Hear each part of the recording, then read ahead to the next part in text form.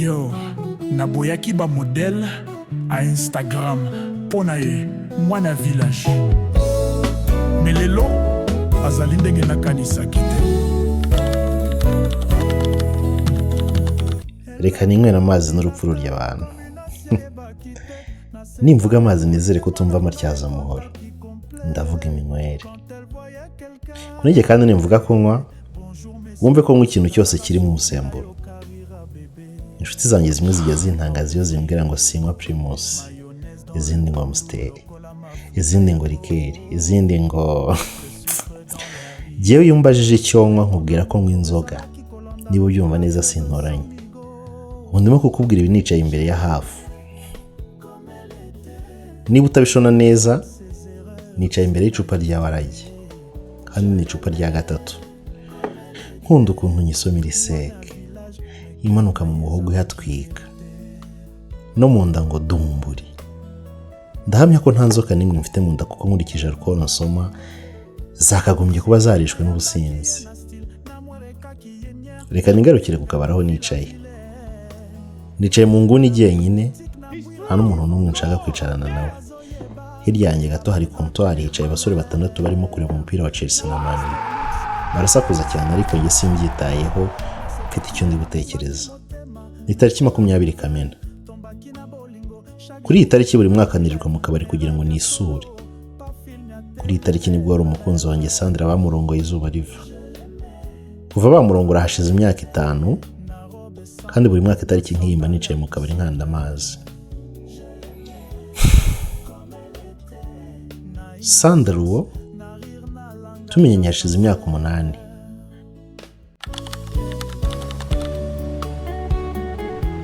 Twamenye yiga mu mwaka wa 6 w'amashuri yisumbuye kuri ESIG ku Gisenyi. Cyo icyo gihe amashuri yari yarananiye ngarukira mu mwaka wa 5 w'amashuri yisumbuye. Nimara gutsindwa tronkome ibyo kwiga nahise mbivamo mpita njya kwicururiza boutique mu Makoro. Umunsi umwe mvuye kurangura utuntu dutandukanye ndenze gato kuri RC Rubavu hafi ya Sunrise Hotel, mama y'umukobwa w'umunyeshuri wambaye uniforme wagendaga arira mu muhanda. Yari umukobwa muremure ushinguye w'inzobe. Kubera amatsiko mba ndamwegereye ntangira kuganira nawe. Uraho kugenda urira mu muhanda ni ibiki? Umukobwa yahisemo kunyihorera. Nanjye kubera kwibarwa kuko nabyitwaramo naracecetse ariko nkomeza kumugenda iruhande ari nako ngenda mwitegereza. Yari umukobwa mwiza pe. Kabwiza butari ubwingingano. Nta kintu na kimwe yabaga yisize usibye igikotoro. Yari umukobwa w'imibiri yombi muremure. Nubwo ntabonaga amaguru ye kubera ko yari yambaye ipantaro y'icyatsi kibisi, nabonaga neza ko afite taye nziza. Yakomeje kugenda arira ntanyambaraho mpera ngo muganiriza ambwira ikimuriza. Ese bya kugendekiye gute? Hari umuntu wo mu muryango wanyu witabye Imana? Oya, ku ishuri bamaze kunyirukana. Kukwirukana? Wagize ute ubwo? Maze ibihembwe 3 nishyura amafaranga y'ishuri, none banyirukanye. Nahise ngwa mu kantu. Ni gute umukobwa mwiza nk'uyobora amafaranga y'ishuri? Mwitegereje intoki ze ndende n'inzara ze zitagira uko zisa, wibwiraga ko yari umwana wo mu bakire. Twakomeje kugenda tuganira tuza gutandukana ageze aho yataga hafi ikibuga cy'indege, nanjye ndakata nsubira mu Makoro. Gusa mbere yo gutandukana namubajije niba afite telefone, ambwira ko ntayo. Nanditse nomero yanjye ya telefone ku gapapuro ndakamuhereza, arakareba aransezera. Nageze hirya mbona aka gapapuro arakajugunye. Mbega ikimwaro. Uzi guha namba umusista wibwira ngo urashaka kumwemeza yarangiza akaguca amazi. Natashye ntatashye. Ndara ntaraye nibaza ubwiza bw'inkumi. Gusa mu minsi yakurikiyeho nagiye mwivanamo kuko nabonaga ko njye nawe nta hantu tuzahurira. Hashize icyumweru natunguye no kubona mpamagaye. Nari nibereye muri boutique yanjye ndi gucuruza bisanzwe mbona namba ntazirampamagaye. Allo, inde tuvugana? Allo, sisi munyibuka nitwa Sandra, twahuriye mu muhanda mu minsi ishize ndimo kurira. Sandra, mbega ngo urantungura. Bien sûr ndakwibuka. Nimero yanjye wikuye he ko nabonye ujugunya agapapuro nari naguhaye? Sha, narakajugunye mu kwanga ko iwacu baza kukansangana. ko bambujije kwegera telefone habe no gutunga nimero z'umuntu uwo ari we wese. Rero nimero yawe nabanje kuyifata mu mutwe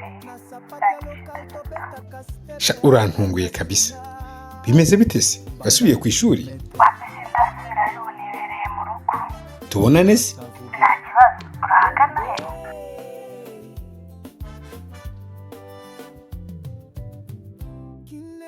mbega byiza nahise numva noroshye, mbese mpima nk'ibiro 5. uzi kuba warahebye ibyiringiro byose hanyuma ukabona amahirwe aragusekeye. nahise murangira aho nkorera duhana gahunda ya saa 8. nahise ntangira gukora isuku, ibintu byose ndabipanga kugira ngo naza atanyuzemo ijisho. saa 8 zibura 5 yari ahabaye. yari yambaye ikanzu y'umutuku n'agakoti k'umweru, umusatsi we wari naturel ariko ari irende cyane ku buryo yari yawuhambiriye. mbega umukobwa mwiza, guhera ku ino kugera ku musatsi ntacyo wari kubona umugaye. wagira ngo Imana ijya kumurema yarabanje arabyitondera. naramwakiriye mwicira inyota anywa fanta orange. nyuma twaraganira ambwira byinshi ku buzima bwe. Sandra yari umwana w'imfubyi yabaga kwa mukuru we. gusa nkurikije uko yansobanuriye, mukuru we yamufataga nabi cyane ku buryo no kumwishyurira amafaranga y'ishuri byabaga bigoye cyane, ari nayo mpamvu yari afite ibibazo byo mu ishuri. ko yansobanuriraga ibibazo bye niko narushakaho kumukunda. Mana yanjye, kuki umwana mwiza nk'uyu yahuye n'ibibazo? koko ntawe ugira byose. igihe cyo gutaha cyarageze, ndamuherekeza arataha. mbere yo kumusezera ariko nari namuteguriye sheke yo kumwishyura amafaranga y'ishuri 150 yari arimo. muhereje sheke, amarira yamubunze mu maso, amakabizo kwitama arataha. kuva ubwo nabaye inshuti na Sandra. buri weekend twajyanaga koga kuri plage, twanize tugatemberana. mbega ubuzima bwiza.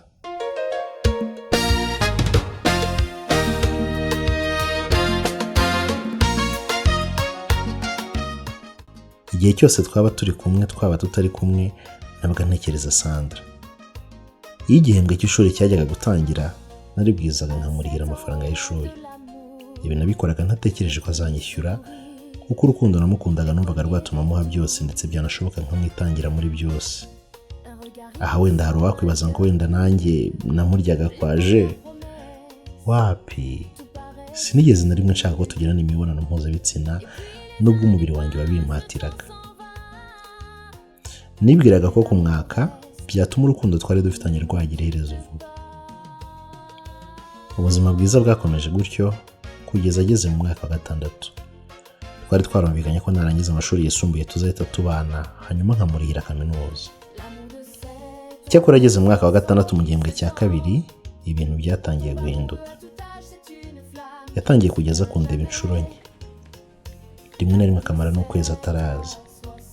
mu ntangiriro nagize ngo ni ibisanzwe kuko yarimo kwitegura ibizamini. nyuma naje kubona ko ishyamba atari ryeru, kuko naranamuhamagaraga kuri fone nari naramuguriye ntanyitabe. ibi byamaze nk'amezi 3 biranshobera pe. umunsi umwe twahuriye mu nzira, mubaza ikibazo afite gituma ahindura imyitwarire. Sandra, ko mbona muri iyi minsi wahindutse, habaye iki? Naba narakubabaje mu buryo bumwe cyangwa ubundi? oya ntabwo wambabaje. None se habaye iki? Sandra ngo ce. nakomeje kumuhata ngo ambwire ikibazo afite, ambwira ko aza kunyoherereza SMS. naramuretse aragenda, nanjye ntaha mfite ibibazo 1111. mu gihe nibazaga ibyo nibwo nabonye SMS muri fone yanjye. mu kuyifungura nasanze ari Sandra. sha mbabareye ku nkuru ngiye kukubwira, kuko ndabizi biri bukubabaze. ubu nsigaye mfite undi musore dukundana, wihangane igihe nagutesheje. bye. biragoye kukubwira ukuntu nahise numva merewe. mu kanya gato numvise ubutaka bubaye nkaho buvuye munsi y'ibirenge byanjye. numva ngize isereri n'iseseme, nicara hasi. umwanya muto nasubije amaso inyuma, ndeba filime y'umunezero nari mazemo iminsi ndi kumwe na Sandra. natekereje umwanya wose nataye, ntekereza amafaranga yose namwishyuriye, numva nakwiyahura. nyuma naje guperereza ngo menye umutipe wankujeho. Naje gusanga ari umuganga wakoraga kuri hopitali Gisenyi yitwaga John. Yari dogiteri mushya wari umaze igihe gito ahageze. Sinigeze mbabazwa n'uyu musore kuko yari bogari kabisa.